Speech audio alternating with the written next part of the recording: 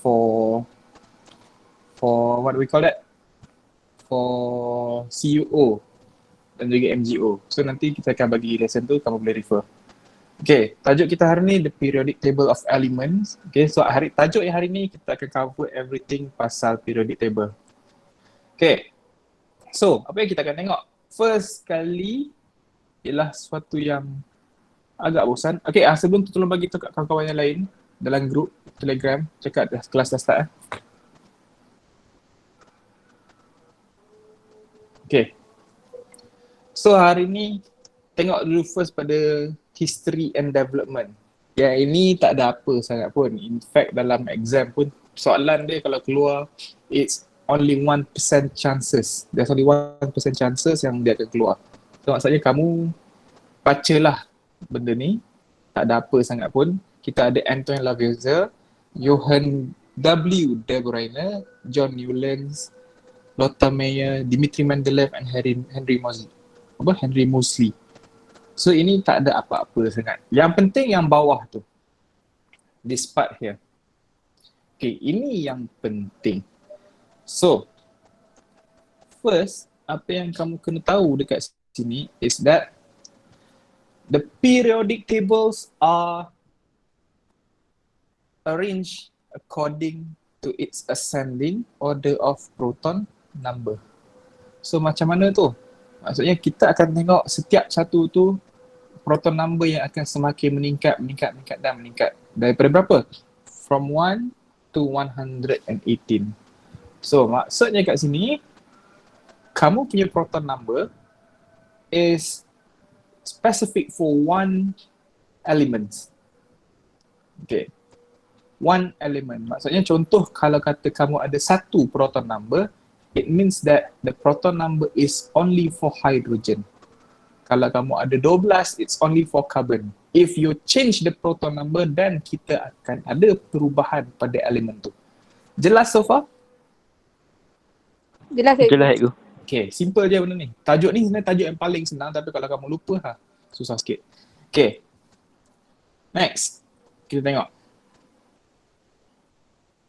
Ini tak ada apa, tajuk ni banyak baca. Okay. So, dalam periodic table, ada dua benda yang kamu kena tahu. First, kita akan tengok pada, first kita tengok ni ya. Dalam periodic table, kita akan tengok pada dua benda. First is what we call as group. And another one is what we call as period. Saya tahu dan saya yakin ramai daripada kamu dah tahu pun benda ni. In fact, most of you should have known about this sebab kamu dah belajar benda ni masa form 1. Okay, so kita akan recap balik sikit-sikit sebab benda ni tak ada apa sangat pun. Okay, kita tengok macam ni. Okay, for example, element. Kita ada lithium. So, kalau lithium kita tahu proton number dia 3. Kalau proton number 3, dan kita juga sepatutnya tahu yang kita boleh tulis electronic arrangement as 2.1. Okay. And because we have that 1 belakang tu, this part here, then this is what we call the valence electron. Okay. The same thing goes for group 2. Kalau contoh kita ada calcium which has 20, kita akan ada 2 dekat belakang ni, which is valence electron dia, yang mana kita akan dapat group 2. Tapi kalau kata kita ada 3 dan ke atas, okay, kita tengok macam ni, yang 3, 4, 5, 6, 7 dan 8. If we have 3 and above, so kat sini saya notekan 3 and above. Apa yang kamu kena buat ialah kamu kena tambah 10 untuk determine dia punya group. To determine group, we add 10. Maksudnya, kalau kata kita ada 3 valence electron, kita just tambahkan dengan 10. 10 tambah 3, kita akan dapat group 13. Sama juga group 14, if we have 4, 5, 6, 7 until 8, kita akan ada group 13, 14, 15, 16, 17 and 18. Faham? Clear so far? Clear ke? Clear cikgu. Okay, benda ni senang je, tak ada apa sangat pun. Okay. So, benda ni is your basic, kita dah pernah buat masa form 1. Okay. Yang kamu kena tahu, ini, setiap satu ni juga, kamu boleh nampak ada bilangan nombor. There's a number of number. There's amount of number. Apa maksudnya? Maksudnya contoh kita ambil pada nitrogen ya. Kalau kita ambil pada nitrogen here, this nitrogen. The nitrogen kita ada 1 and 2. Ada 2 nombor. So saya bulatkan. Macam ni. 2 nombor itu maksudnya it is 2 shells. This is what we call as 2 shells. Shell tu apa? Bila kita buat kita punya bulat-bulat tu ada 2 bulatan yang ada elektron. So itu kita panggil sebagai shells. Shells filled with electron. Sebab tu kat sini kita ada 2. Tapi kalau contoh macam ni untuk calcium, for calcium kita ada 4 nombor. 1, 2, 3, 4. 2.8.8.2. So kita ada 4 nombor. It means that we have kat sini 4 shells. Sebab tu dekat sini kita tulis 4 shells of electron. 4 shells filled with electron. And shell tu ada kepentingan tak? Ada. Kalau kata kita tengok valence electron tadi, all the valence electron it represents the group. So kalau kata kita tengok shells, shells will represent the period. Faham? Ada soalan so far? Cikgu. Yes.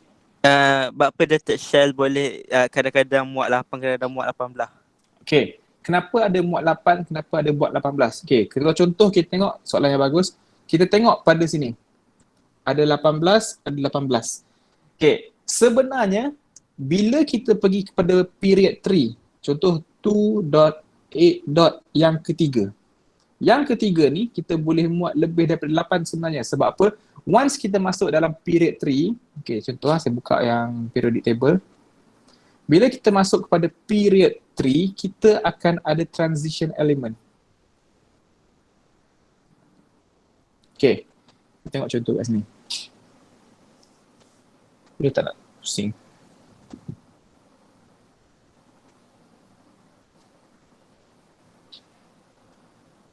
Kalau pusing, tak pusing Sekejap Tak boleh dia kena macam ni kak. Okay, tak apa. Kalau kita tengok, okay ni kalau yang pakai iPad ke kamu boleh rotate lah sekejap. Tak nak macam tu, kesian kamu. Kita padam tu.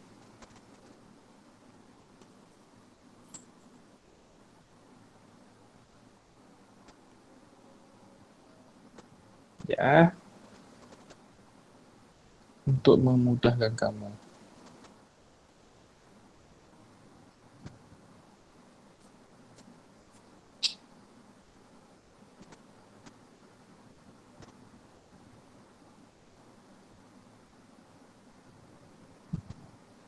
Okay, kita tengok ni. Kalau kita tengok pada periodic table ni, bila kita start pada period yang ketiga, this one. Kita start pada period yang ketiga. Bila masuk period yang ketiga, kita masih lagi kosong. Kita ada blank kat sini. Sama juga dengan period 2, period 2 kita ada blank.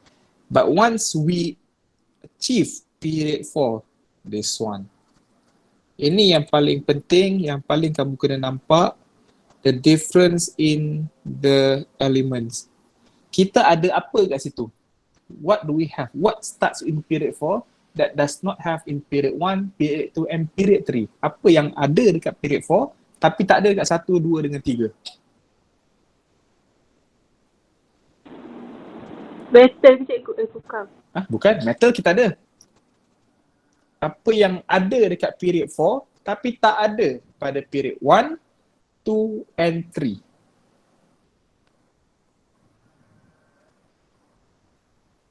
Apa? Kita tengok. Nampak tak? Fourth cat. Apa dia? Fourth cat. Fourth cat. Shell keempat.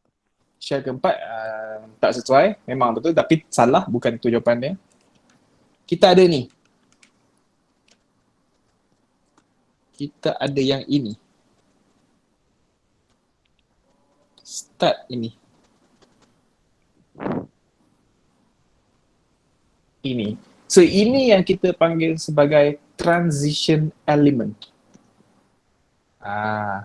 So kalau saya colorkan semua ni, this is all what we call as transition element ataupun transition metal. Dekat sini. So setiap satu atom yang ataupun metal yang dekat sini ni is the reason kenapa kita akan ada different number.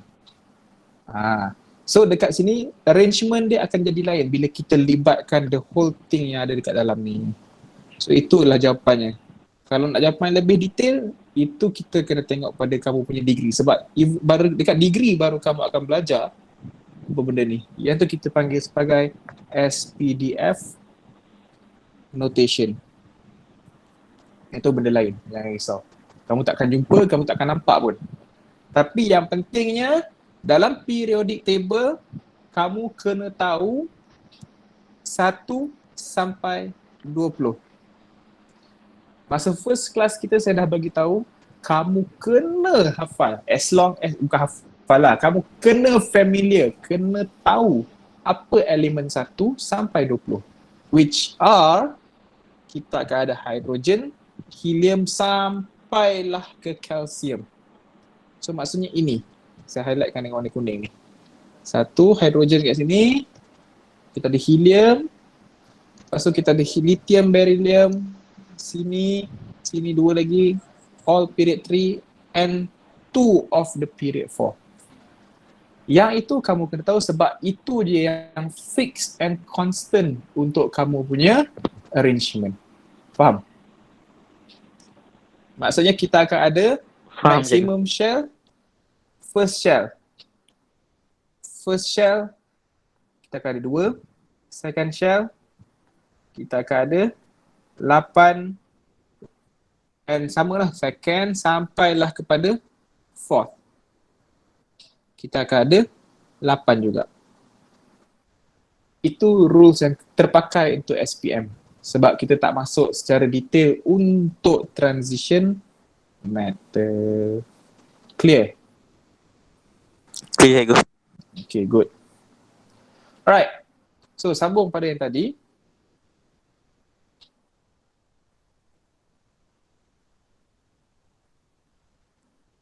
Okay. So, kamu akan belajar yang mana? Okay, kita akan tengok pada 3 grup sahaja. 3 je, tak banyak. 3. Grup apa? Kamu akan belajar untuk SPM. Kamu akan belajar tentang group 1, group 18 and group 17. 3 grup sahaja yang kamu akan belajar. And yang lain tu kita tak tengok secara spesifik. Kita belajar tapi kita tak tengok secara spesifik. Tapi untuk 1, 17 and 18, 1, 17 dengan 18. Ini kita akan tengok dengan spesifik apa yang ada dalam setiap satu grup tu. Okay, kita akan pergi dengan paling mudah dulu. The easiest of all is group 18. Okay, dalam group 18 ni paling simple sebab apa? Satu, yang pertama kita akan sebut benda ni sebagai 18 ni sebagai inert gas. Kenapa inert? Inert tu apa? Inert is what we call as tidak balas. There's nothing will happen to the elements in the group 18. So apa-apa pun yang jadi, group 18 ni tak akan ada reaction. Okay, apa yang ada group 18? Ini. Kita ada helium sampailah OG ni. Okay, yang biasa kamu akan nampak ialah helium, neon, argon, krypton. 4 yang pertama sahaja yang kamu akan selalu nampak. Tapi tak selalu juga pun sebab kita tak guna. Okay. So, apa yang special? Kenapa dia inert? Okay. Kita tengok sini. Kita ambil contoh helium.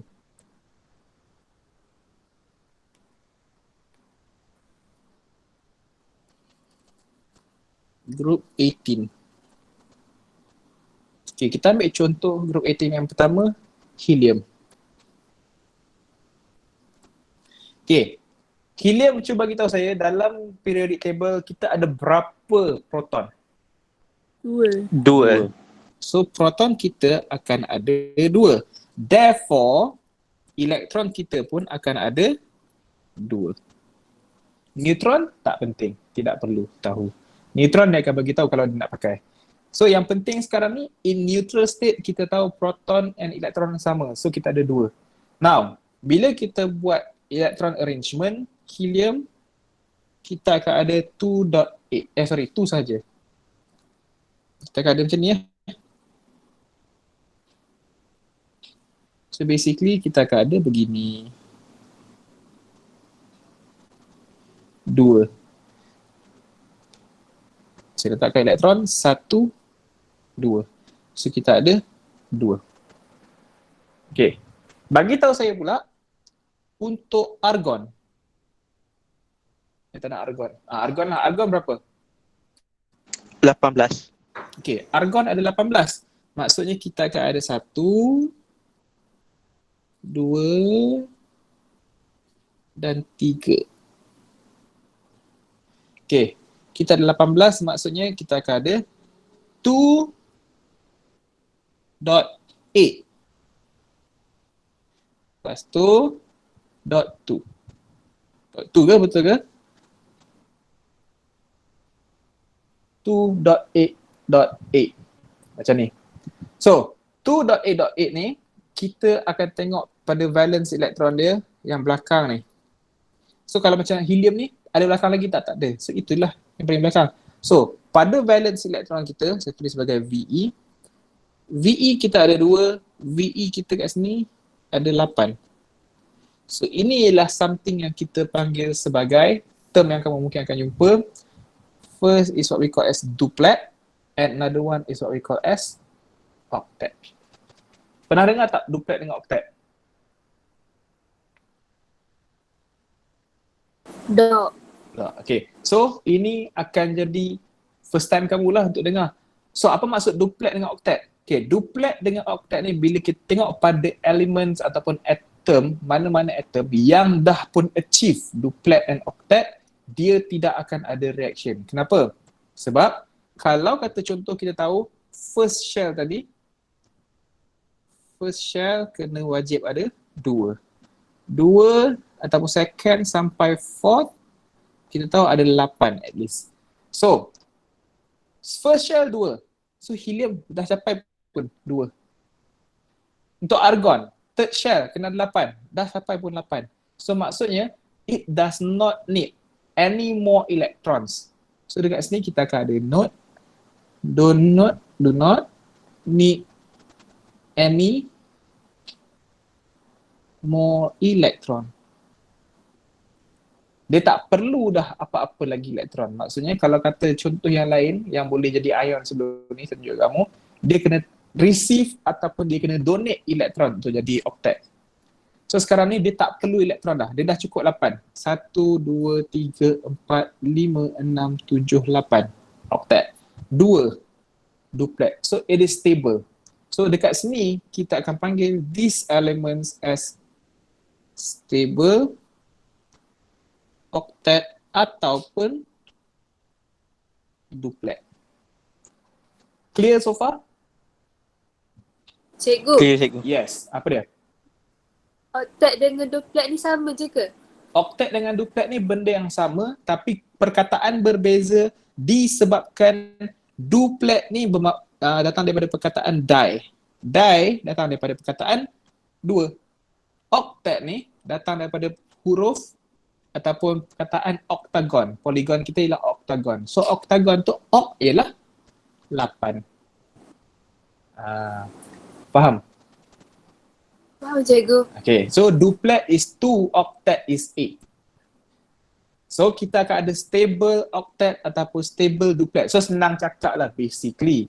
Duplet ni memang spesifik khas untuk helium sahaja. Sebab helium je yang duplet. Tak ada benda lain. Kalau kamu tengok pada periodic table, okay, tengok periodic table, tak ada elemen lain, even hydrogen pun, kalau kata hydrogen kita akan ada satu.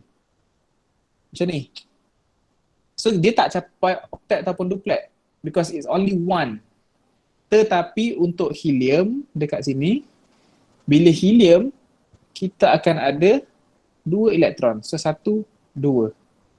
Dekat situ kita akan dapat duplet. So dalam periodic table tak ada mana-mana elemen lain. There's no other elements that can achieve duplet naturally. Faham? Faham aku. Okay, good. Right. So next.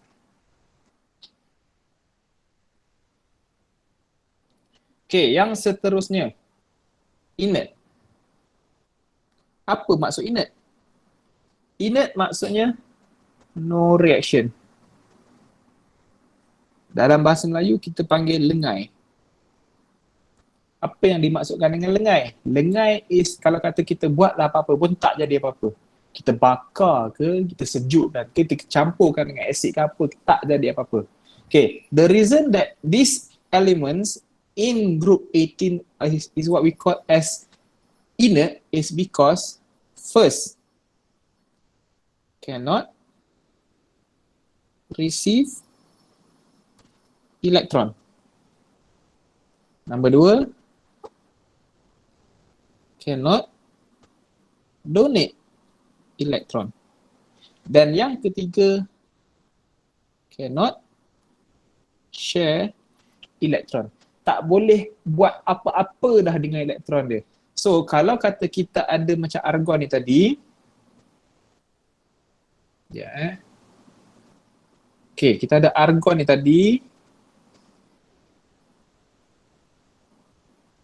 Macam nak copy. Okay. Alright. Now, kita ada argon ni. So argon ni dia tidak akan jadi apa-apa dah. There's nothing will happen to the argon because it's already achieved octet. So maksudnya nak tambah tak boleh. Nak keluar elektron tak boleh. Nak share elektron pun tak boleh.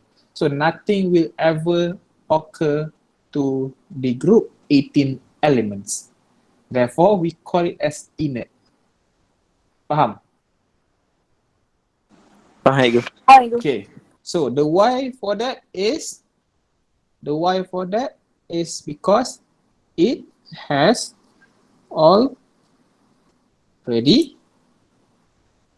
achieved stable octet arrangement. Itu sebabnya. So group 18s are what we call as inert because it cannot receive electron, cannot donate electron and cannot share electron. Why? Because it's already achieved stable octet arrangement. Kalau kata soalan tu untuk helium dan kamu kena tukar octet ni, tukarkan jadi duplet. Okay, boleh ya? Okay, ada soalan yang lain? Siapa yang tak faham ke? Tak faham tanya. Clear? Clear cikgu. Clear cikgu. Okay, next. Tadi tu ialah chemical properties sebab tak ada chemical properties tu kita tak banyak pun cakap pasal chemical properties. Tapi kita akan tengok pada physical properties. Okay, now for physical properties, physical, nama pun physical, kita akan tengok pada sifat fizik dia. So first kita akan tengok pada melting point and also boiling point. Okay, dalam periodic table kita akan ada helium, turun ke bawah neon, argon, krypton, xenon and radon. Okay, so bila kita turun ke bawah, what will happen? So kita tengok.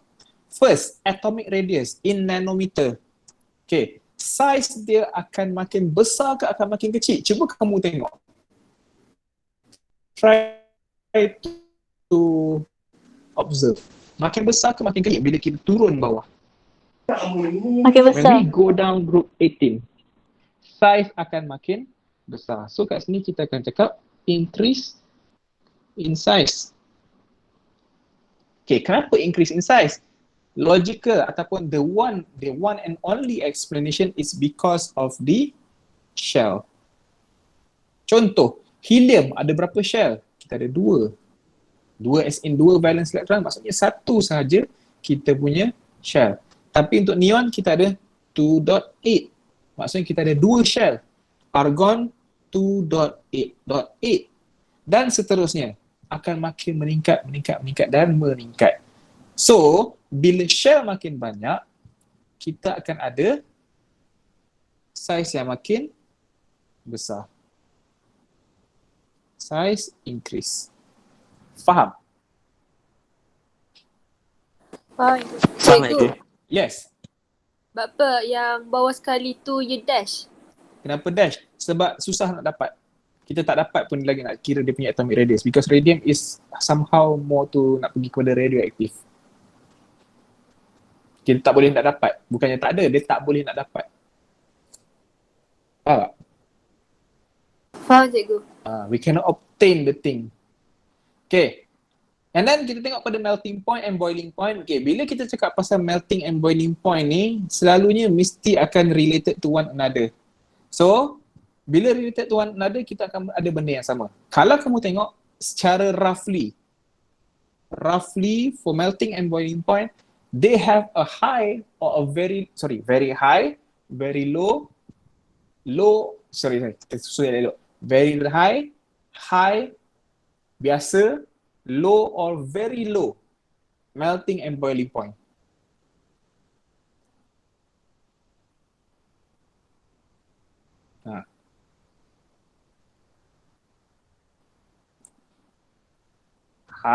Very high, sangat tinggi, normal, rendah ataupun sangat rendah.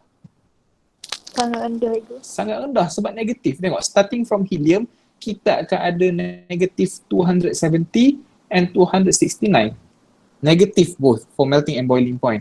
So what happened here is that kita kena tahu yang group 18 has a very low melting and boiling point. Itu yang pertama. Tetapi by the time kita turun group, bila kita go down the group, dia akan makin naik atau makin turun lagi dia punya melting and boiling point. Makin naik. Makin naik. So, kita akan makin naik. So, the melting and boiling point akan semakin naik. So, kita kena tahu the melting and boiling point is very low. Tapi, bila kita turun the group, when we go down the group, it will increase gradually. Okay, faham? Faham cikgu. Faham cikgu. Then, kita tengok pada density. Okay, untuk density, this part is related to here, to the size. Atomic radius ni, kalau kamu jumpa dalam soalan, dia sebut atomic radius. Atomic radius can also be defined as size. Maksudnya size of that atom, of that particular atom. So size makin besar ke makin kecil? Sebab kalau atomic radius ni kita kira macam ni lah. So kalau kata atom tu besar ni, atomic radius dia ialah inilah radius. So radius dia ialah daripada center to the circumference tu. So atomic radius kita berapa? So kalau 0.050 nanometer, it means that this is the 0.050. So bila kita ada makin besar size, so the density will become bigger. Faham? So maksudnya kat sini, bila kita go down the group, everything here will increase. So density also will increase. Faham? Clear? Clear cikgu. Okay. Habis untuk physical property. So sekarang ni uses. Uses senang. Yang kita biasa, yes, apa dia? Nak tanya kalau dia punya size radius tu tetap ke? Yes, tetap. Maksudnya kalau contohnya hidrogen kan dia ada satu je shell. Jadi size radius dia pun sama lah dengan helium. Tidak. Tak? Kenapa tidak? Kerana kita ada elektron. Contoh okay. Very good question. Contoh hidrogen. Hidrogen satu. Betul? Soalan kamu sangat bagus. Saya suka soalan ni. Kita ada satu. Macam ni. Helium pun ada satu shell juga. Tapi dalam dia kita ada 2 elektron. Kalau kata macam ni, saya boleh katakan, oh cikgu, size tu lebih kurang sama. Ya, nampak macam lebih kurang sama. Tetapi in reality, the size will be different according to the number of the valence electron. Sebab apa? Contoh, kita tahu proton kita dalam hidrogen ada 1. Proton kita dalam helium ada, bukan 1, ada 2.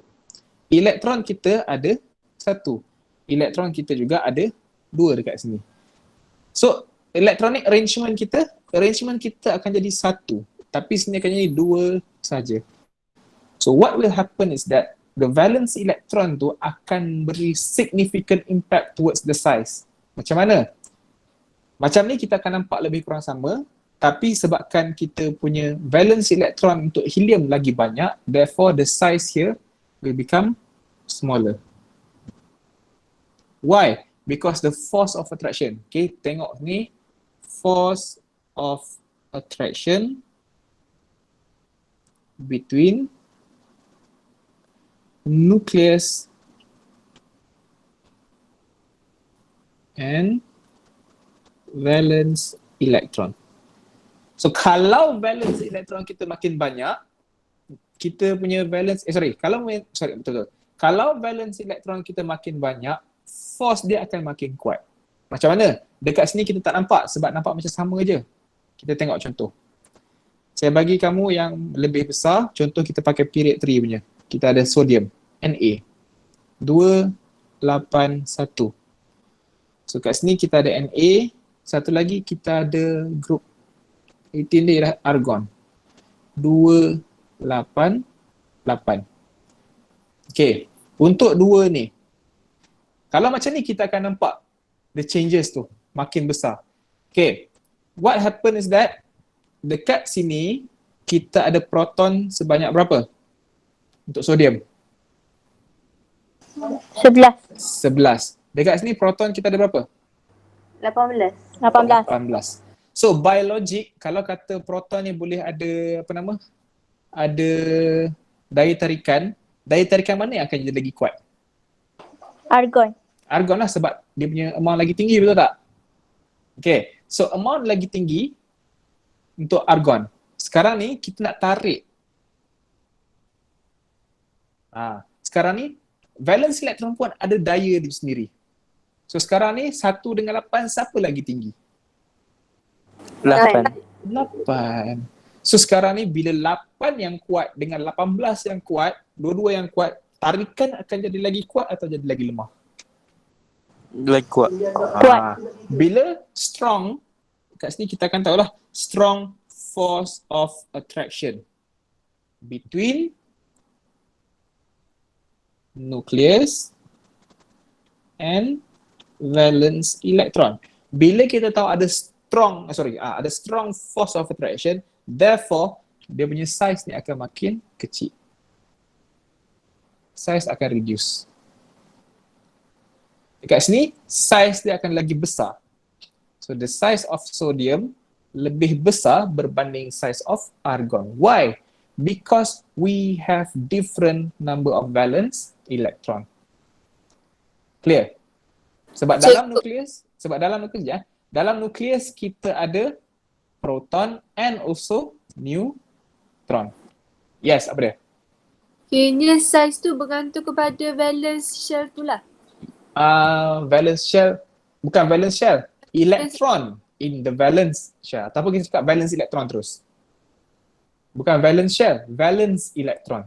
Sebab kalau nak cakap valence shell, size yes, tapi itu ialah by period. Maksudnya, kalau contoh, kita ada period 1, period 2, period 3, period 4. Bila makin turun, kita akan ada increase in size. Betul. Kalau ini maksud kamu, betul. Tapi kalau kata soalan yang mula-mula tadi, between hydrogen dengan helium, dan bukan. Kalau contoh macam ni, sebab these two are in the same period, which is period 1. Sebab tu kita ada 1 and 2, the valence electron. Faham tak? Nampak tak beza dia? Faham cikgu? Kalau kata period yang sama, kita akan tengok pada valence electron. Tapi kalau pada group yang sama, macam contoh, group yang sama, group 18. Okay, kita tengok pada 1, 2, 3 and 4. Bila makin banyak valence, makin banyak shell, itu yang kita cakap. Bila makin banyak shell, dan dia punya size akan jadi lagi besar. Clear? Clear cikgu. Clear, cikgu. Okay. Alright. So, sambung kat situ. Users dia, ini kamu dah biasa nampak. First, kamu akan sentiasa nampak yang ni. Helium. Helium guna apa? Weather balloons. Ini daripada sekolah rendah pun mesti dah pernah jumpa. And then helium juga kita akan guna dalam oxygen tanks, dalam kita nak apa, penyelam. Kenapa? Sebab kita nak bagi dia compact lagi. And then neon. Kalau kamu tengok kedai tom yum tepi-tepi jalan ke apa ke, itu ialah lampu neon. Kita letakkan gas neon dalam lampu tu dan dia akan ada warna. Depends on the apa nama benda tu, gas lain juga yang kita ada dalam tu. And then kita ada argon yang kita guna untuk electric bulbs. Maksudnya mentol kita, mentol lampu tu akan ada gas. Kenapa? Okay, kita tengok contoh. Kenapa kita kena ada gas? Contoh bulb kita macam ni.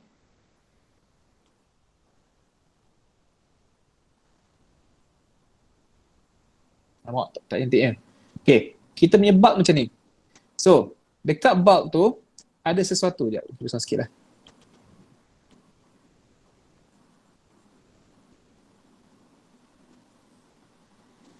Okay.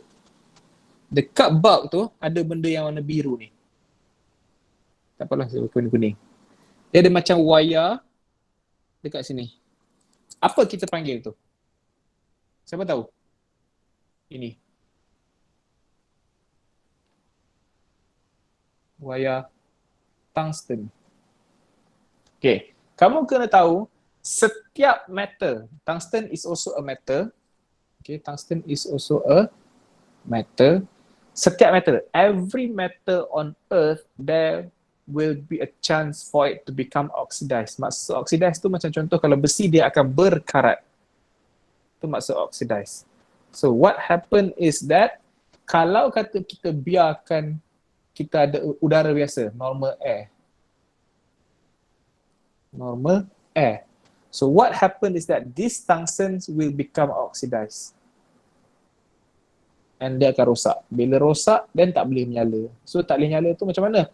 Sebab bila kita generate electricity, so kita akan ada elektrik kat sini. Elektrik akan bertukar kepada heat.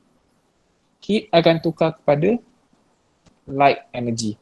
So daripada light energy tu, daripada heat energy tu yang kita akan dapat light. So heat yang terlampau banyak, bila kita apply on a metal, it will become oxidized. Contohnya, bila kita bagi, kita ambil macam ni lah, besi. Kalau kita panaskan, dia akan react dengan oksigen. Boleh berkarat. Contoh. Selain daripada tu, kalau kata kita ambil magnesium ke apa ke, kita bakar, pun boleh bertukar jadi putih. Itu empirical formula tu. So, tungsten is a metal, kita tak nak bagi dia oxidize dengan cepat. Bukan tak nak bagi langsung, tak nak bagi oxidize dengan cepat supaya bulb kita ni boleh tahan lebih lama. So what we use is kita akan fill in dalam ni. Kita akan fill in dalam ni with AR. Argon gas. So bila ada argon gas, tungsten ni bila dipanas tak jadi apa-apa. So lampu tu boleh kekal lama. Faham?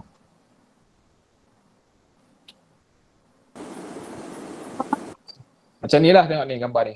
So dia menyala dekat sini ni. So nak menyala kat sini ni, dalam ni mesti kena ada AR. Dalam ni kena ada AR.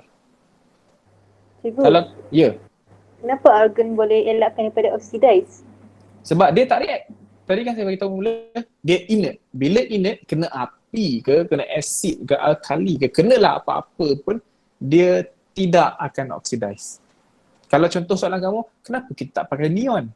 Kalau kita pakai neon, asalnya kita nak lampu light bulb yang macam ni. Kalau pakai neon, tak pasal-pasal light bulb kita berwarna. Faham tak? Faham cikgu? Kalau pakai helium, kenapa tak pakai helium cikgu? Helium is very light.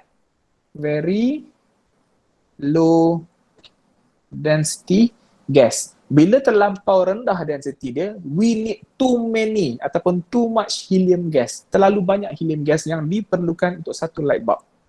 So, tak sesuai. So, kita nak satu light bulb tu tak terlampau banyak gas. Contohlah, satu light bulb ni kalau kata kita pakai argon, kita pakai, let's say contoh, kita pakai kita pakai 1 dm cube, let's say je. 1 dm cube of argon gas in one single bulb. Tetapi kalau kita pakai helium, kalau kata kita pakai helium, it might be kita kena guna 5 dm cube. So dekat situ akan ada kerugian. Sebab apa? Sebab gas helium mahal. Contoh kamu nak buat birthday party ke apa ke, kamu beli satu balon helium tu. Satu balon tu je pun dah RM5, RM7. Satu tau, bukannya 10. Satu sahaja pun dah berapa ringgit. So kalau kata kita nak letakkan dalam bulb tu, kita memerlukan kuantiti yang banyak. So dia akan jadi lagi mahal. So kita akan cut cost kat situ and we use argon instead of helium. Kalau neon tu memang dia akan jadi color. Clear? Cikgu, argon tu memang Yes. dah ke dalam tu ataupun kita yang kena letak? Kita yang kena, bukan kita lah, kilang yang kena letak. Sebab apa? Dia macam ni lah contohnya. Kalau kata orang yang menyelam, dia pakai tangki gas oksigen kan? Tangki gas oksigen tu kita kena letak ke ataupun dia memang akan ada? Kita nak guna oksigen tu maksudnya kita kena letak. So sama juga dalam ni, kalau kata pecah, maksudnya habislah keluar semua argon tu. Boleh pakai lagi tak? Boleh, tak ada masalah. Kalau terpecah ataupun tercrack sikit ke boleh. Tapi bulb dia tu, tungsten wire tu akan cepat rosak. So maksudnya tak akan dapat bertahan lama dah. Sebab tu sekarang ni kita dah more opt to, kita dah tukar kepada LED. Bila pakai LED dia lebih jimat. And lebih mudah, tak perlu benda-benda macam tu. Faham? Faham cikgu? Faham cikgu? Okay. And then kita ada yes. Macam mana neon boleh berwarna? Macam mana neon boleh berwarna? Wavelength. Sebab tu saya kata tadi, neon dengan gas yang lain ataupun dengan elemen yang lain. Ada certain elemen yang bila kita mixkan dengan neon, dia akan ada color. Tu neon punya properties. Dia ada properties dia sendiri lah. So dia akan menyebabkan color tu produce. Sebab kita ada wavelength. Kita panggil sebagai electromagnetic wavelength. Pernah dengar kan?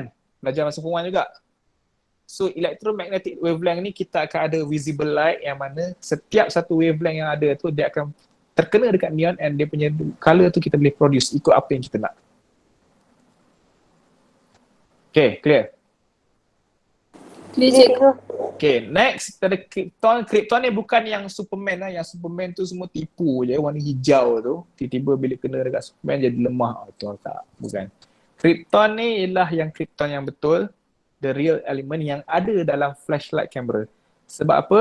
Bila kita pakai Krypton, dia akan ada, kita panggil lagi banyak dispersion of the light. Sebab tu kalau kata dalam flashlight tu, dalam kita panggil apa? Saya lupa dia punya flashlight tu. Dalam flash lah, dalam flash tu kita akan ada gas. So dia akan bagi cahaya tu disperse lagi menyeluruh dan lagi sekata. An even balance of light. Sebab tu color ataupun gambar yang ada daripada fotografer selalunya gambar yang cantik. Faham? And sebab tu jugalah flash tu mahal. Benda tu sangat mahal. And I use in laser for eye retina treatment. And xenon used in lighthouse lamps, used for anesthesia. Anesthesia ni tahan sakit. Maksud anesthesia ni ialah tahan sakit ataupun kita sebut sebagai bius. And then radon used to treat cancer. Kenapa treat cancer? Because this is radioactive. Clear? Clear cikgu. Okay, habis. Yes, apa dia? Macam mana dengan yang terakhir tu, yang OG tu? Yang tu kita masih lagi belum dapat mengenal pasti fungsi dan juga kewujudan dia. Sebab apa? Dalam periodic table, kalau kamu tengok, kita ada banyak. Setakat ni kita baru jumpa sampai OG ni. Kita baru jumpa sampai sini. Tapi kita belum fully understand dia punya properties and dia punya semua macam physical properties, chemical properties dia, kita tak boleh nak fully understand sebab bila makin ke bawah, bila elemen tu makin ke bawah, dia akan ada satu ciri radioaktif yang tinggi. And bila kita ada ciri radioaktif yang tinggi, kita ada sesuatu yang kita panggil sebagai half-life. Pernah dengar tak perkataan half-life? Pernah. Pernah cikgu. Dalam form 3 kamu ada belajar pasal radioaktif sikit, kamu belajar juga pasal half-life, kita tulis sebagai T1/2 macam ni. So half-life ni nak menunjukkan dia punya apa kita panggil? Dia punya radioactive decay. Contoh, kalau saya kata ini ialah radon, katakanlah contoh ini ialah radon. Radon here has the half-life of let's say 1 hour. So kalau saya ada 100 gram radon, okay, 100 gram radon dekat tangan saya, nampak tak? Kalau tak nampak beritahu. Kalau kata saya ada 100 gram radon dekat tangan saya, in 1 hour, half-life dia tadi 1 jam, so in 1 hour, saya akan tinggal 50 gram sahaja. So, saintis tak boleh nak, tak boleh nak kaji benda tu, tak boleh nak betul-betul fully understand sebab kebanyakan bahan yang radioaktif, dia punya half-life ni mungkin pendek, mungkin panjang. So kalau contoh yang pendek tu, setengah jam hilang. So kalau kata dia orang dapat sampel 10 gram, and kalau dia punya half-life sangat pendek, 2 minit katakan. Lepas 2 minit daripada 10 gram, tinggal 5 gram. Lepas 20 minit, dah tinggal 2.5 gram. Makin lama makin kurang. So susah kita nak buat kerja kalau kata dia punya half-life tu pendek. Kalau kata half-life panjang pula, mungkin kesan radioaktif yang lain pula. Faham? Cikgu, Faham cikgu. Yes. apa jadi pada mass yang decay tu? Yang decay tu, dia akan just disintegrate, hilang. Disintegrate. Kataan dia ialah disintegrate. Sebab kita akan ada elemen. Elemen tu, contoh kalau kata radon ke apa ke, kita akan ada banyak-banyak macam ni. So banyak-banyak macam ni, kalau kata dia disintegrate maksudnya yang satu ni akan hilang dan dia punya properties akan hilang. Dia akan bertukar menjadi simpler element.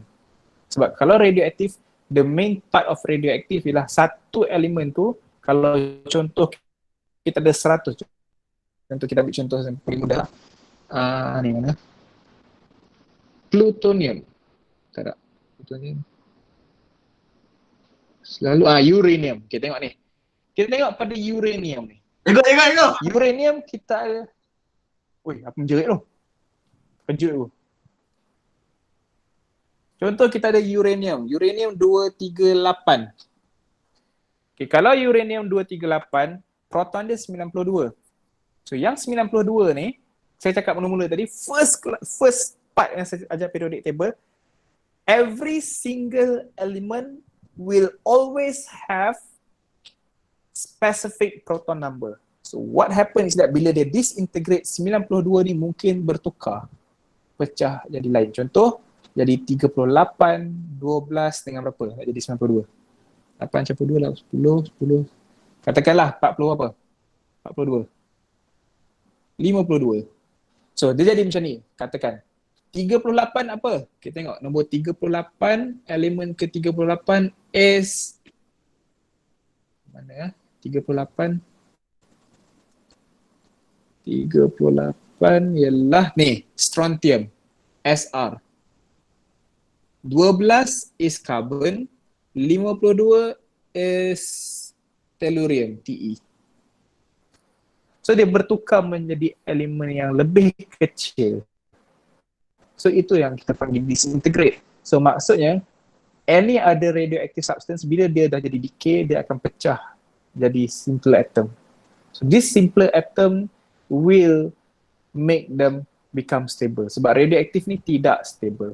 Faham? Faham cikgu. Okay. So habis untuk group 18. Itu sahaja group 18. Tak banyak pun. Yang penting kamu kena tahu they are inert. Why they are inert? Because they cannot share electron, cannot receive or cannot donate the electron. And why they cannot do that? Because they already has achieved the stable duplet or octet arrangement. Clear? Clear go. Okay, selesai habis group 18. Now, kita tengok pada group 1. Okay, group 1 ni, ingat 3 ni, yang paling utama yang kamu akan jumpa, Linac ataupun Linac. Pulanglah kamu nak panggil macam mana, Linac ke Linac ke. Ini is group 1. Okay. For group 1 is what we call as, nama dia kita akan panggil sebagai alkali metal. Alkali metal. Why? Because bila kita campurkan dengan air at H2O, kita akan dapat alkali.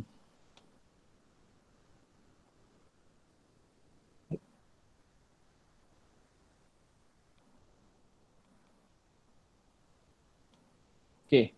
Bila campurkan dengan H2O, kita akan dapat alkali. It means that any alkali metal, contoh Li, Na, K ke apa ke, bila kita campurkan H2O, for example, Li plus H2O, kita akan dapat LiOH. This is what we call as an alkali. Na, dapatlah NaOH. Pernah tengok sodium hydroxide? Pernah nampak? K, kita akan dapat KOH. So this is what we call as alkali. So this alkali metal, bila kita buat reaction, dapat alkali. So itulah nama dia. So kita akan ada sifat yang kita panggil as the basic properties. Base. Okay. So one thing yang kamu kena tahu, all group 1 is highly reactive. They are highly reactive elements. Sangat kuat bertindak balas. It's so reaktif. Reaktif macam mana? Okay, reaktifnya macam ini. Jadi, okay. Kamu boleh buka YouTube lah sekarang.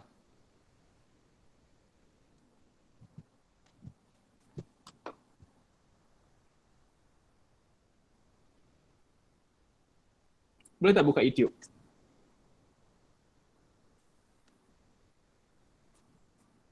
Halo, dengar tak? Buka YouTube Boleh. Okay. sendiri tu. Apa dia? Buka YouTube dekat iPad sendiri ke? Sendiri. Boleh. Boleh. Okay. Saya nak kamu buka YouTube. Tengok link yang saya bagi dekat Telegram. Sekejap.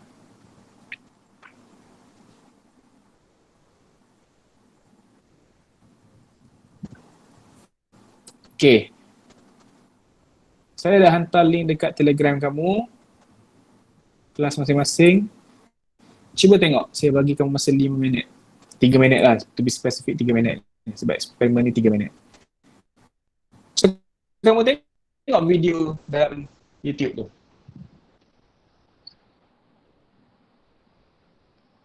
Buat yang tak boleh tengok, saya buka kat sini.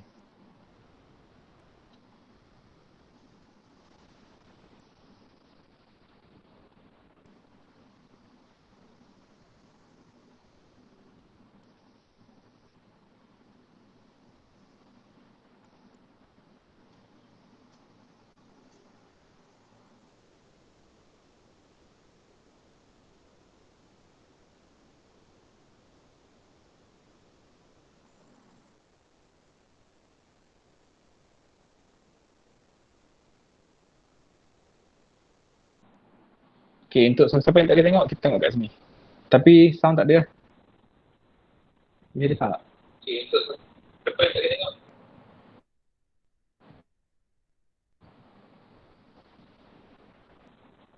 Okay. Sangkut sikit kalau tengok kat sini. Okay, dalam video tu, first kali dia tunjuk Li, lithium. So, lithium bila masuk dalam air, dia akan sizzle. Dia tak jadi apa-apa pun. Dia cuma macam bergerak je. Tapi bila kita masukkan sodium, okay, bila masukkan sodium, what happen is that dia akan keluar api. Api yang warna merah sikit. So maksudnya dia reaktif. Tapi bila kita masukkan potasium, api yang keluar tu lagi besar daripada tadi. So dekat sini kita akan nampak yang mana these three elements, Li, Na dengan K, is a very highly reactive metal yang mana kita masukkan dalam air, dia boleh meletup. Tapi apa jadi bila kita ambil yang lagi bawah? Maksudnya yang lagi bawah daripada potasium tadi tu. So kalau kamu tengok dalam YouTube tu, kita ada rubidium. Rubidium ni kecil je. Besar pil macam tu je. So dia akan masukkan dalam air kejap lagi. Kita tengok apa jadi.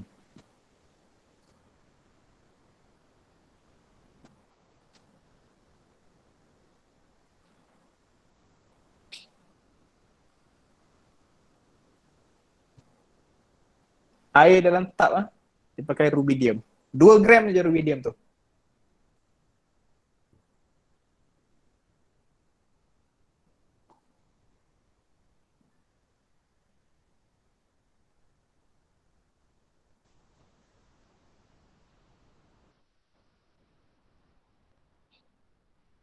So bila dia masukkan rubidium dalam air, habis meletup tub tu. So point dia kat sini, lithium tak ada apa-apa. Tak ada api, tak ada apa, dia macam berbunyi je sikit. Tapi kalau kata dia masukkan apa namanya tu, sodium keluar api sikit, potasium api yang lebih besar. Now masukkan rubidium, meletup tub tu. Sekarang ni dia bawa masuk satu lagi elemen yang lagi bawah daripada rubidium, iaitu cesium, CS. So apa yang akan jadi? Tengok.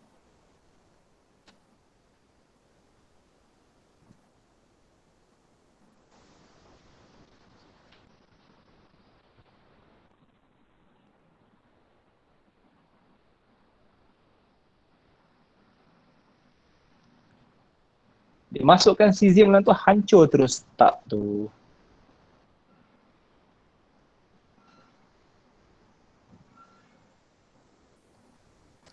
Okay. Boleh faham tak so far? Boleh go. Boleh go. Okay. Apa yang kamu boleh simpulkan daripada situ? Lagi bawah lagi reaktif. Yes. First, lagi bawah elements of group 1, kita akan dapat lagi reaktif. So maksudnya kat sini, sama juga macam explanation saya tadi, kita ada sampai cesium. Kita tahu there's a francium exist in this world, tapi kita tak boleh nak dapat francium sebab dia punya kandungan tu terlampau sedikit untuk dijadikan uji kaji. Sebab apa? Because the half-life. Untuk yang ni saya confirm half-life dia sangat pendek. So sebelum kita dapat 1 gram tu, dah hilang dulu. So kat sini, lithium dia masukkan dalam air, tak ada dia apa, dia sizzle je. Sodium masuk, keluar api sikit. Potasium masuk, keluar api lagi besar. Masuk rubidium, pam, berlubang, tak. Masuk cesium, hancur terus. So dekat sini, this is what we call as highly reactive metal. Clear? Clear cikgu. Clear cikgu. Clear. Okay. So, apa function dia sikit? Okay, kita tengok. Contoh, lithium is used in battery production. Contoh kita punya phone, iPad kamu ke apa ke, kita guna lithium ion battery. Okay. And then kalau contoh sodium, kita pakai sodium vapor lamp. Sodium vapor lamp ni ialah lampu warna oren. Selalu lampu yang dekat jalan tu kita pakai lampu sodium. That is what we call as sodium lamp. Sebab apa? Kita pakai lampu oren untuk nampakkan visibility. Sebab kalau pakai lampu putih, ada orang yang akan silau. Dia tak nampak jalan. So kita tak nak bagi silau, tapi kita nak bagi terang. So kita pakailah sodium lamp. And then kita pakai potassium that is used as the fertilizers. Itu contoh mudah lah. Okay, now. Kita tengok changes in physical properties. Simple je, sama juga macam tadi. Kita akan tengok pada melting and boiling point. Dan kita akan tengok juga pada atomic radius. Kamu kena tahu, kalau kita sebut atomic radius, kita akan tengok pada size. Betul? And saya bagi tahu juga tadi, when we go down the group, kita akan ada shell yang lagi banyak ataupun shell yang lagi sikit. Lagi banyak. Lagi banyak. So maksudnya bila kita lagi banyak shell, kita punya size makin bawah akan makin increase. So we will have an increasing size of atomic radius ataupun increasing size of atom when we go down group 1. Faham? And then untuk melting point, okay, kita akan ada high melting point and boiling point. Sebab apa? Because these are all metals. Semua ni ialah logam. They are all metal. So metal will be considered to have high melting and boiling point. Okay, clear? So dekat sini, bila kita turun makin ke bawah, kita punya melting and boiling point pula akan makin turun. Sudah. Kenapa? Sebab, okay, kita tengok. Kalau kata lithium kita akan ada 2.1. Untuk sodium kita akan ada 2.8.1. Ini 2.8.8.1. Tengok.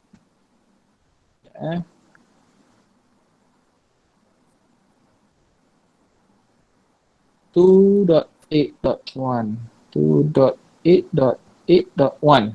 Okay. So, setiap satu tu mesti akan ada satu dekat tengah depan dia, kita punya nukleus. So, the distance between the nucleus makin jauh. So, sekarang ni, ini jarak kita. Ini jarak nukleus dengan valence kita. Ini satu lagi jarak nukleus dengan valence kita. So, makin lama makin jauh. So, bila makin jauh, satu yang hujung ni senang kita nak release.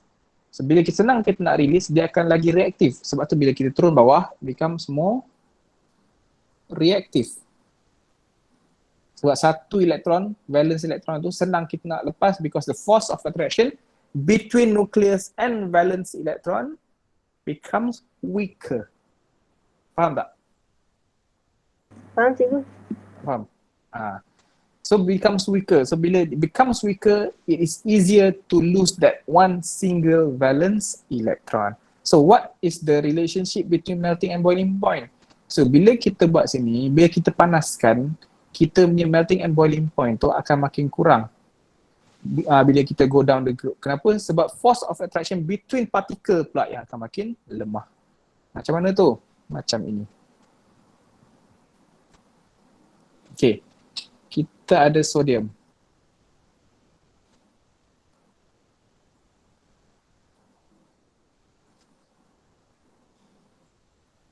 Kita ada sodium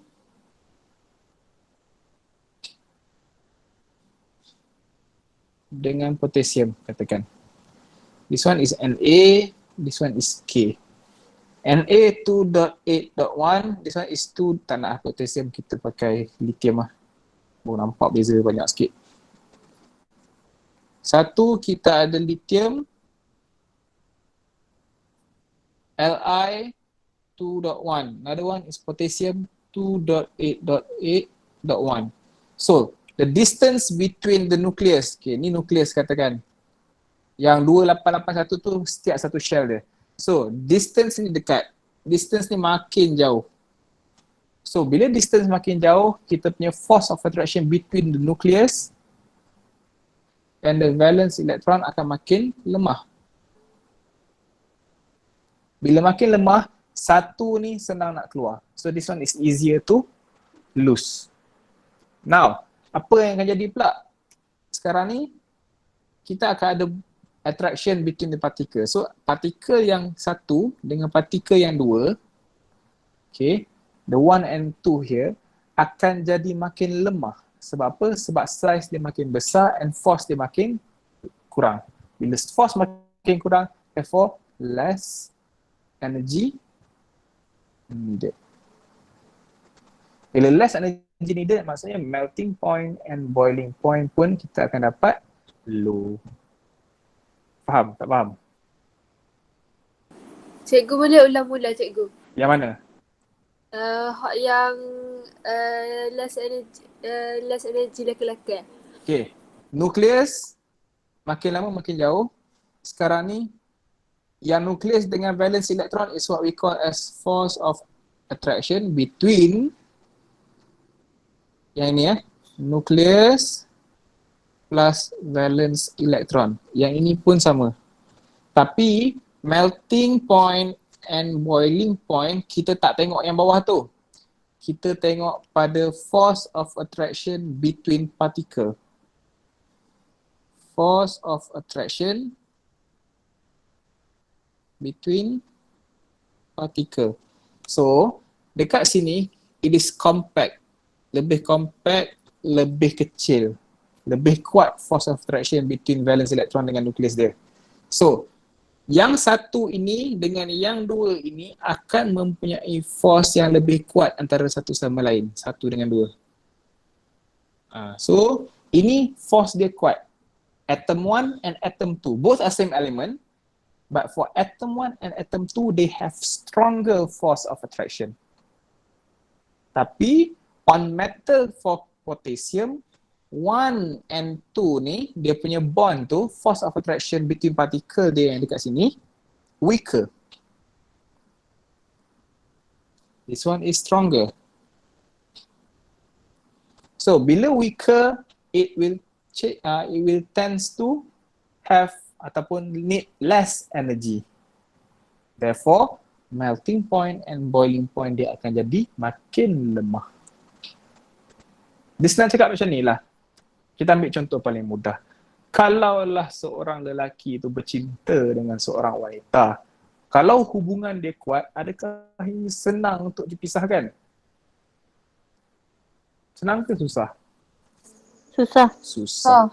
Tapi kalau kata hubungan dia orang ni, oh yang lelaki ni pantang tengok perempuan yang dahi licin, oi ada budak baru masuk lah form 4, nak try. Yang perempuan ni pula, muka tu macam opa lah, suka. Orang dah suka sama suka, dah couple ke apa semua. Tapi dah jadi macam tu, so terpisah. So macam tu lah jangan jadi kat sini, between particle, because this is between two atom of the same element. So kalau kata dia punya attraction tu kuat, maka kita perlukan cabaran yang lebih kuat untuk pisahkan dia. Tapi kalau kata attraction dia lemah, it require less energy. Therefore, sebab tu antara lithium dengan potassium, lithium punya bond tu lagi kuat. Tapi potassium punya bond tu lemah. So antara kuat dengan lemah, siapa yang perlukan lebih banyak heat ataupun energy untuk kita pisahkan? Lithium atau potassium? Lithium. Lithium. Yes, faham. So bila kita turun makin ke bawah, dia punya strength tu makin lemah. Bila strength makin lemah, maksudnya melting point and boiling point also makin rendah. Jelas, cikgu. Begitu. Okay, so itulah dia physical properties untuk group 1. Sikit je, tak banyak pun. 2 benda. Atomic size ataupun atomic radius and melting and boiling point. Settle. Clear? Cikgu, Yes. kenapa bahan yang reaktif akan menghasilkan letupan? Kenapa menghasilkan letupan? Itu bukannya letupan sebab dia bahan reaktif. Sebab ini yang kita nak tengok sekarang. The chemical properties. Okay. Yang kita nak tengok sekarang ni, itu yang jawapan kamu. Kenapa dia hasilkan letupan? Okay. Contoh, yang pertama. Group 1. Ni group 1 G1. Kita habiskan sampai group 1 untuk malam ni. Untuk group 1, kenapa dia boleh hasilkan letupan? Sebab any group 1 metal, saya namakan sebagai M je. Any group 1 metal, bila kita masukkan dalam air H2O, kita akan dapat MOH. Apa benda pula MOH ni? Dan juga H2. Macam mana boleh jadi macam tu? Okay, tengok ini penting. Kita kena tahu yang M is group 1. So, kalau metal nak react kena jadi ion. Saya dah ajar kamu hari tu. Metal nak react jadi ion. So, group 1, ion dia akan jadi M+. Okay, H2O datang daripada 2 benda. Iaitu H+ dan juga OH-. Secara logiknya, logically speaking, M+ akan pergi dengan siapa? H+ ke OH-? OH minus. Yes. So, bila M dengan OH bergabung, dapatlah kita MOH. Betul? So, apa yang akan jadi? Kita tinggal dengan H+. So, sekarang ni kalau kita buat, kita kena ada 2 H2O. Maksudnya kita kena ada H+ satu lagi dengan OH satu lagi. Sebab apa? Sebab M akan ada 2 juga. So, maksudnya kat sini, satu M dengan OH dah bercampur, satu lagi M dengan OH dah bercampur. So yang tinggal ialah H dengan H ini. Ini yang kita akan dapat hydrogen gas. So maksudnya kat sini, contohnya kalau kata kita ambil sodium Na. Na plus H2O, kita akan dapat NaOH plus H2. So kenapa dia boleh meletup? Sebabkan the production of hydrogen gas. The production of hydrogen gas yang banyak akan menyebabkan letupan itu berlaku. So kat sini apa yang terjadi tadi? Kita akan ada Na plus dengan H plus NOH minus. So OH minus dengan Na plus ni boleh bergabung sekali. So dapatlah NaOH. So kalau kita tengok pada yang atas tadi, reaction yang general ni, kita perlukan 2M. So maksudnya kita akan ada 2M kat sini. Kita perlukan 2 H2O. So, kita akan ada 2 H2O dan kita akan ada 2 MOH. MOH yang pertama, sorry kita pakai hitam lah.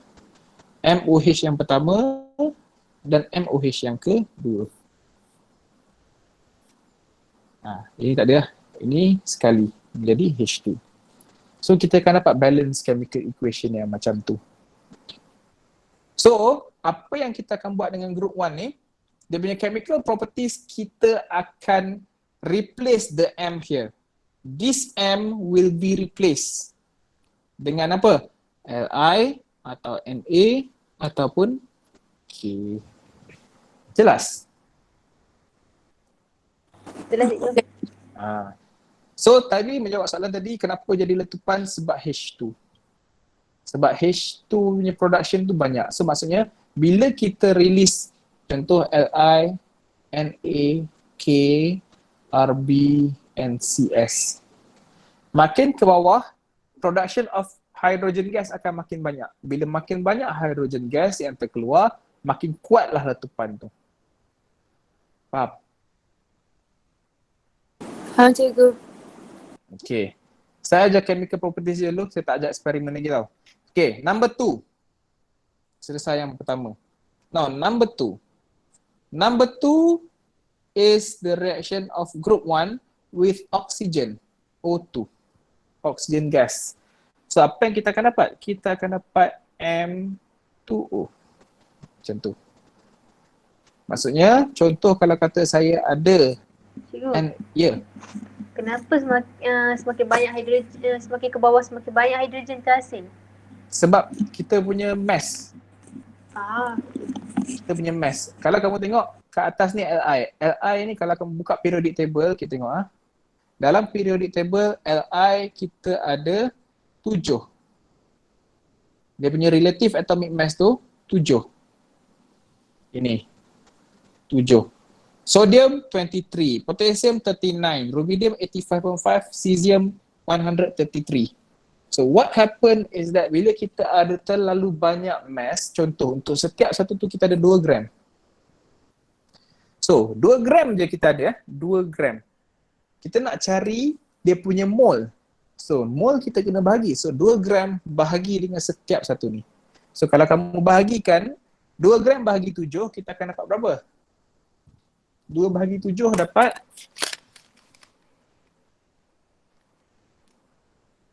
0.28. So basically 0.3. Kita tengok 0.3. Lepas tu 2 bahagi 23. Kita akan dapat 0.0869. 0.0 kita pakai 0.07 lah. 0.07. Lepas tu 39. 2 bahagi 39. Kita akan dapat 0.05. Okay, kita ambil 3 ni contoh. Kita punya mole akan makin berkurang. Tapi bila kita compare, kita akan compare dengan hidrogen. So maksudnya, tengok ni. Sebab sini 2. Okay, sini 2. Hidrogen 1. So kalau sini kita ada 0.1, sini kita akan ada 0.05. So kita punya comparison yang dekat situ tu akan menyebabkan hydrogen gas punya production tu jadi makin besar dan makin kuat. And satu lagi ialah disebabkan reaction daripada kita punya something yang kita panggil sebagai reactivity. Sebab cesium yang paling bawah ni mempunyai kadar kereaktifan ataupun reactivity rate yang paling tinggi. So bila reactivity rate dia lagi tinggi, so dia lagi senang nak release elektron and lagi senang nak produce H2. Contohnya dalam masa 1 second, Li produce, let's say, 5 dm cube hydrogen. Same mass lah, tak kisahlah mass berapa, X gram katakan. Okay. Tapi cesium in 1 second, CS they produce 5,000 dm cube. So boleh nampak beza gas yang terhasil dalam tempoh 1 saat. Disebabkan itu, dia punya letupan lagi besar. Kalau kata 1 saat tu gas ataupun jumlah dia sama dan samalah. Tapi disebabkan dalam tempoh masa yang sangat sikit, perbezaan dia besar, itu yang menyebabkan letupan dia makin kuat. Jangan risau, eksperimen ni kamu akan buat kat sekolah. Nanti bila kamu dah pecah masuk dalam grup kelas masing-masing nanti, kamu mesti akan buat eksperimen ni. Cumanya kamu akan buat sampai potasium sahaja. Tak akan buat bawah lagi. Faham? Faham. Okay. So, M ni kita gantikan dengan apa-apa yang lain. Contohnya kita gantikan dengan Li. So, Li tambah O2, kita akan dapat Li2O. Gantikan lain, Na. Na tambah O2, dapatlah Na2O. Sama juga dengan K. Gantikan saja, kita akan dapat K2O. So, boleh tak kita nak balance? Boleh. Kalau kata kita balance pun, kita akan dapat semua benda yang sama. Contoh, M ada 1 kat kiri, M ada 2 kat kanan, letak 2. O ada 2, O ada 1, letak 2. O dah sama. M ada 2, M ada 2, darab jadi 4. So, tukarkan sini jadi 4. Therefore, kita akan ada 4M sama ratio with 1O and 2M2O. Maksudnya kat sini, 4 Li, 1 O2, 2 sini. 4, 4, 1, 1, 2, 2. Semua akan sama. Jelas? Jelas cikgu? Jelas Jelas. cikgu. Ini nanti akan ada observation. Ada observation yang akan berlaku, yang kamu akan tengok. Ini pun akan ada eksperimen. So jangan risau. Kamu akan buat juga eksperimen ini. Okay, clear? Saya tak akan sentuh eksperimen lagi, saya bagi teori je dulu. Yang ketiga, yang terakhir untuk malam ni, is the reaction of M, group 1 metal, with halogen. Alamak, halogen tu apa? Halogen ni ialah group 17. Kita kenalkan sebagai X2. Group 17. Kita akan dapat apa? MX. Maksudnya, contoh. Katakan saya ada Na. Tambahkan dengan halogen. Halogen something yang kamu kena tahu, dia mesti berdua. Contoh, kita ada halogen ialah F, Cl, Br dan juga Ar. Ni grup yang last yang kamu akan belajar lepas grup 1 ni. So 4 Ar pula I. Sorry, Ar tu grup 18. Kamu akan ada iodine. So kita ada I. So untuk setiap satu ni dia mesti berdua. Maksudnya kalau F dia mesti jadi F2, Cl2, Br2 and also I2. This is what we call as the diatomic molecule. Diatomic molecule. So what happen here, Na akan react dengan, contoh katakan Cl2. Bila Na react dengan Cl2, kita akan dapat NaCl. So ada 2 Cl2, makanya sini ada 2, maka kita akan ada 2 Na. So macam itulah. Contoh yang lain, kita ambil apa-apa group 1 dengan group 17, campurkan sekali. Kita akan dapat macam mana? Katakan K. Tambahkan dengan apa-apa daripada situ, katakan Br. So Br mestilah Br2. So Br2, kita akan dapatlah K Br. Sebab apa? Sebab ni X2, kita akan dapat MX macam tu. So KBr. So balance kan 2 KBr dengan 2 K. Contoh last. Katakan saya ada Li. Li campurkan dengan F. F mestilah F2. So kita akan dapat apa? LiF. LiF 2 sini F. F ada 2. 2 jugalah Li.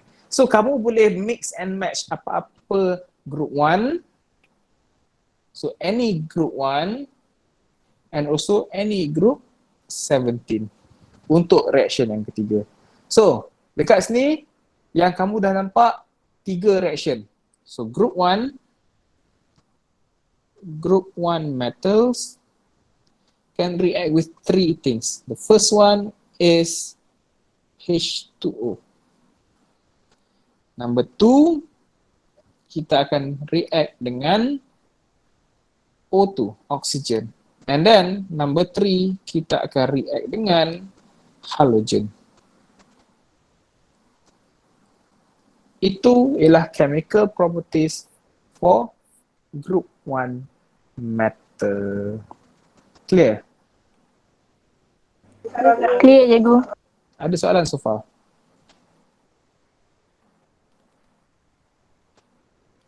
Boleh tak? Tak ada, cikgu. Okay. So itulah dia group 1. Okay. Untuk yang reaction yang ketiga tu dengan halogen, kita takkan buat eksperimen. Tapi itu teori je kan, kamu kena tahulah teori dia. Untuk 2 yang pertama tu, kita punya reaction antara group 1 dengan H2O and group 1 and oxygen, yes, ada eksperimen. So kamu akan buat. Jangan risau benda tu. Okay. Faham? So kat sini kita dah habis 3 part atau 3 bahagian untuk periodic table. Kamu ada sikit je lagi. Kamu ada halogen, kamu ada period 3 and kamu ada lagi satu last one is the transition metal. Lepas tu habis. Tajuk yang paling simple kena baca je. Cuma reaction je lah kamu kena hafal. Group 1 and group 17 sahaja yang akan ada reaction. Group 18 tak ada reaction because we call it as inert gas. Clear? Clear cikgu. Clear, cikgu. Okay. So saya nak maklumkan lagi sekali, kita akan ada class test nanti. So pre-class test tu ialah soalan yang mungkin akan keluar. Okay. Mungkin akan keluar. Tapi jangan risau, semua soalan objektif. Saya akan tengok markah kamu berdasarkan soalan yang kamu buat nanti. Boleh ya? Bila saya akan bagi dalam pertengahan minggu depan. Dan saya nak maklumkan juga, jadi saya akan inform lagi sekali dalam grup, saya nak maklumkan minggu depan saya akan buat sedikit kelas tambahan waktu malam pada hari yang sama dan waktu yang sama, maksudnya hari Selasa dengan Rabu, untuk kita cover balik yang kelas kita tertinggal. So yang tu free untuk kamu join, maksudnya kalau siapa yang tak boleh join tak apa, siapa yang boleh join digalakkan, amatlah digalakkan. Boleh ya? Boleh cikgu. Boleh, cikgu. Boleh, cikgu. Cikgu. Yes. Kan buku sekolah kat kita ada exam kan? Yes. Masuk chapter, sampai chapter 4 ke? Setahu saya yang confirm ialah sampai chapter 3. Yang confirm. Chapter 4 sebab kamu dah dapat bila kamu punya tarikh exam? 25. 25 kan? 25 bulan 4 kan? Sebab Ya, kalau tak silap saya, kalau 25 bulan 4 tu sempat untuk chapter 4. So kemungkinan besar, there's a high chance yang chapter 4 pun akan masuk sekali. Tapi jangan risau, chapter 4 ni simple sebenarnya. And basically chapter 4 ni akan tanya balik benda yang sama pada chapter 3. Contohnya macam mana? Saya tunjuk contoh ha. Chapter 4 dia akan tanya macam ni. If 10 grams of NaOH is produced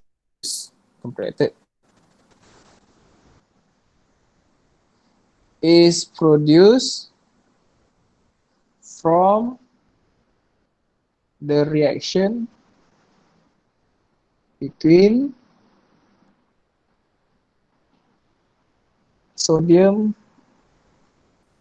and water. Find the mass of sodium needed. So basically soalan ataupun pattern yang sama, yang bezanya macam mana? Yang ini kita boleh kata this is chapter 4. Kenapa chapter 4? Sebab kita melibatkan NaOH, reaction between sodium and water. Dekat mana tu? Ini group 1 and water. Macam tu. So bila kamu ada macam ni, ini boleh jadi chapter 4 Ini juga boleh jadi chapter 3. Kalau nak kata chapter 4 yang lain, contoh dia akan compare K dengan Li. Siapa atomic radius lagi besar, siapa atomic radius lagi kecil, yang lain semua sama. Basically benda yang sama. Yang tu je lah yang akan jadi beza sikit. And something yang kita akan belajar lagi lepas ni. Tapi most probably akan masuk juga chapter 4. Sampai mana saya tak boleh jamin, tapi akan masuk juga. High chance dia akan masuk. Okay, lagi soalan. Cikgu, Yes. exam akan ikut format sebenar ke? Tidak. Untuk PPT, tidak. Dia akan, tak silap saya, dia akan bagi satu paper sahaja. Maksudnya dalam satu paper tu akan ada objektif, akan ada subjektif, akan ada essay juga. Macam yang saya bagi kat kamu, kelas test tu, yang pre-class test itu ialah soalan daripada sekolah saya yang sebelum SESMA. Soalan yang saya buat sebelum SESMA. So soalan tu ada structure and bahagian B tu ada essay. So essay tu lebih kurang macam tu. So essay tu mungkin dia boleh tanya dua soalan. Satu soalan essay yang essay. Satu lagi mungkin dia boleh minta kamu untuk construct eksperimen. Yang mana saya tak rasa dia akan suruh kamu construct eksperimen lagi. Sebab eksperimen pun kamu tak belajar banyak lagi. Cikgu buat apa dia? Gana nak jawab. Apa dia? Essay. Tengok. Macam mana jawab soalan essay? Okay, jawab soalan essay. Okay, saya tunjuk terus lah sikit Untuk soalan essay, kamu kena jawab macam ni. Kamu tak perlu jawab macam panjang-panjang macam karangan. Apa yang kamu kena buat ialah kamu kena jawab macam mana kamu jawab soalan structure tapi dalam bentuk essay. Contoh, kejap. Mana Okay. Contohnya ini chapter 4. Okay.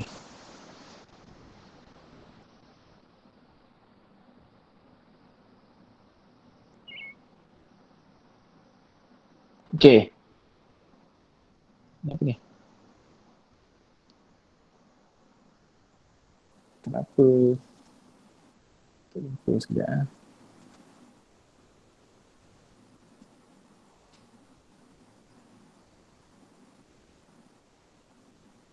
Okay, ni. Contoh macam ni. Okay, ni soalan MRSM. Table 7.1 shows the standard representation for sodium and chlorine atom. Okay, dia bagi tahu Na dengan Cl berapa. Based on table 7.1, explain the position and chlorine elements in the periodic table of element. 5 markah. So, apa yang kamu kena buat? Kalau soalan essay, mudahnya kamu kena faham ialah kamu tak perlu nak jawab macam mana kamu jawab karangan. So, contoh soalannya, kita buat yang ini saja.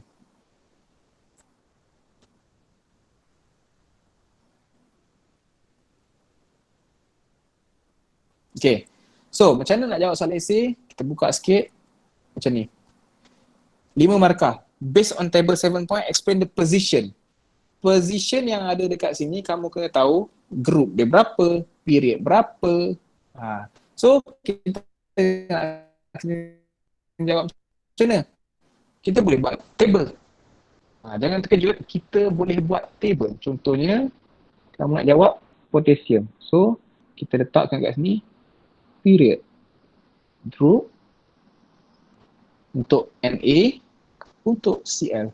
Dia minta explain position of sodium and chlorine element in the periodic table. So, 5 markah. Macam mana? Period kita bagi tahulah. Period 3. Chlorine pun period 3. Group berapa? Group 1, group 17. Kenapa jadi macam tu? Kita tahu sebab kita punya electron arrangement. Kita ada kat sini 2.8.1, sini 2.8.7. Macam ni je, dah berapa markah dah? Dah 3. Lepas tu kita tahu kita punya valence electron. Valence electron kita 1, valence electron kita 7. So 1 dengan 7 dah ada 4 markah. 1 markah lagi dekat mana? 1 markah lagi kita bagi tahulah elektron dengan proton number kita. Contoh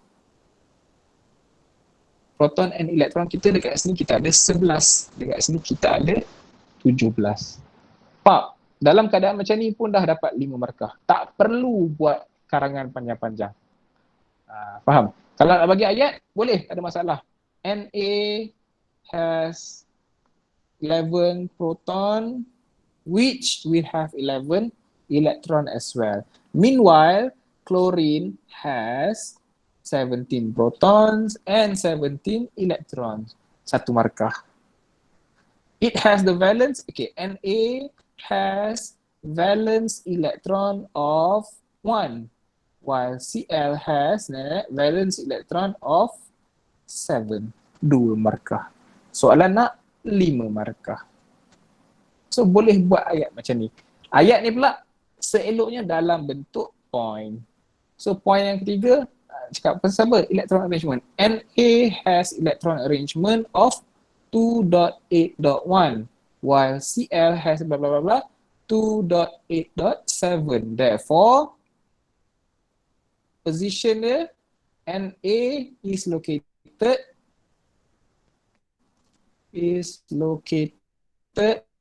blah blah blah blah blah period 3 group 1 and Cl in period 3 group 17. Macam tu. So kamu tak perlu, so tolong ingat, tanam dalam kepala kamu tidak perlu buat karangan panjang-panjang. Sebab kalau kamu buat karangan panjang-panjang, tendensi untuk kamu hilang markah teramatlah tinggi. Faham? Saya bagi kamu contoh, tengok soalan ya. Saya bagi kamu contoh, kamu tengok set soalan SPM macam ni. Atas 2. Okay. Dalam arahan dia bagi tahu apa? Okay. Tengok yang ni. Dalam arahan dia kata answer, ini yang paper lama lah. Paper kamu pun akan jadi macam ni juga. Contoh, answer any one question from section B and any one question from section C. Kamu akan ada 2 soalan section B, satu tu wajib untuk section C. Yang penting yang saya nak sampaikan kat sini ni. Write your answer for section B and section C on layar tambahan provided. Okay, you may use equation, diagram, tables, graph and add other suitable methods to explain your answer. Maksudnya kamu tidak semestinya kena buat karangan panjang-panjang. This is not BM, this is not English. Tak perlu buat karangan panjang-panjang. Kalau kamu buat karangan panjang-panjang, tulis merepek, boleh jadi kamu merepek dan tak ada jawapan. Clear? Clear, Clear, cikgu. Clear, Ego. So jangan risau. Sebab tu saya nak buat kamu soalan sikit nanti untuk test tu. Nanti sebelum naik cuti pun saya akan bagi satu contoh jawapan ke apa semua. Boleh ya? Ada soalan lagi? Yang berkaitan ataupun yang tidak berkaitan? Tak ada cikgu. Okay. Cikgu. Yes. Esok ada kelas. Esok hari apa? Esok Khamis Esok tak ada kelas. Esok hari apa? Esok Khamis kan? Cikgu. Pak Alfa. Jadi kami. Tak, esok tak ada kelas lagi. Sebab kelas kita buat malam je dulu. Kan kata itu. Yang untuk empirical formula tu 4 alpha Cikgu.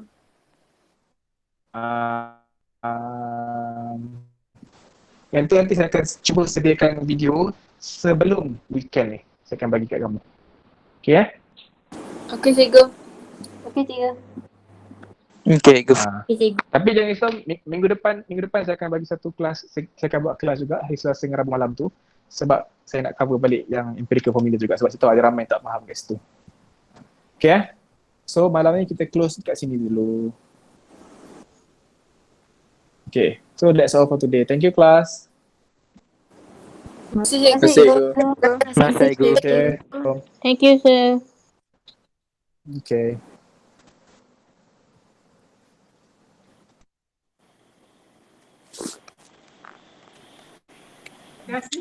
Terima kasih, Cikgu. Terima kasih, Ami.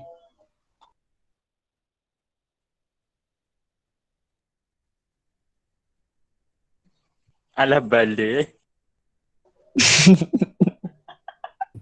Ni. Terima kasih, Ego. Cikgu ubik yo. Cakap anyap dah mungkin. Oi. Buta ni. Buat mana, Bok? Aku tepik kali dia. Ya. Ajak ke mah. Eja siapa? Cek tu biar pakai.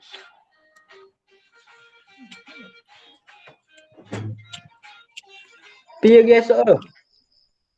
Kau makan makan lu. Ni.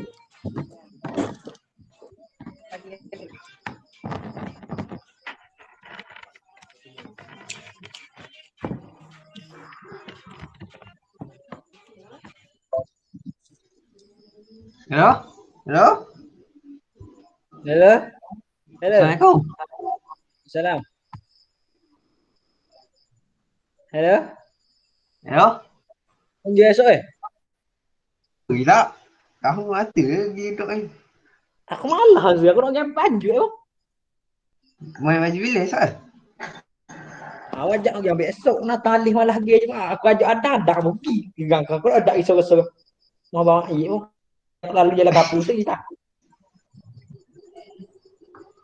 Gelak lah banyak tu. Balik garik-garik haji. Warna majak dah ubik ke tidur majak jangan majak tidur majak. Ya. Akak pergi tadi nak mana? Bodoh lah budak ni kan gue kejut ni. Salah aku pakai earphone. Butak dia. Aku rasa abang je tu. Abang jadi kawan dah. Tiga bodoh. Mesej je. Dia lagi kelas aku. Saya ni.